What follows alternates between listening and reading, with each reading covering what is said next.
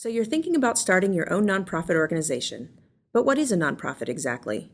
We use the term nonprofit organization to refer to groups whose purposes are to benefit the public and which are exempt from income tax under Sections 501c3 or 501c4 of the Federal Internal Revenue Code. In actuality, there are more than 20 categories of tax-exempt organizations under Section 501 of the Federal Tax Code, all of which are nonprofit organizations. So while the term nonprofit is imprecise, we try to use it in the way most people commonly use it.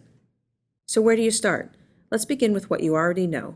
You know you want to do good works, but what experience do you have with the operation of a nonprofit organization? If you haven't already, volunteer for a cause that is important to you or join a board. Get as involved as possible so you can have an on-the-ground view of what it takes to operate a 501c3. Still interested? Let's walk through a few of the things you should think about before you jump in. First, stop and think. Is starting a nonprofit the best way to accomplish your goals? There are many different ways to do good without starting a 501c3, including starting a for-profit, joining an existing nonprofit, or getting a fiscal sponsorship. And while we're on the topic, is someone already doing what you want to do? There are many nonprofit organizations out there, and chances are someone is already doing it. Make sure you do the proper research before you start. Second, it's important that you understand that a nonprofit organization is a business. They face many of the same challenges that for-profit companies confront, such as controlling quality, managing and motivating personnel, and attracting investors and donors, but they typically do so with far fewer resources than their for-profit counterparts and come under more scrutiny by the IRS. If you wouldn't start your own for-profit, starting a nonprofit might not be the best idea. Third, you should be clear on what being the leader of a nonprofit means. For instance, did you know that no one really owns a nonprofit? And if you go under, any remaining money or assets must be given to the public? Also, you may want to start a nonprofit so you can be in charge, but control of an organization is held by the board of directors, not you, so choose carefully. Make sure you recruit and vet strong, qualified, and engaged board members. Fourth, starting a nonprofit takes planning, and more planning. If you fail to plan, you are planning to fail.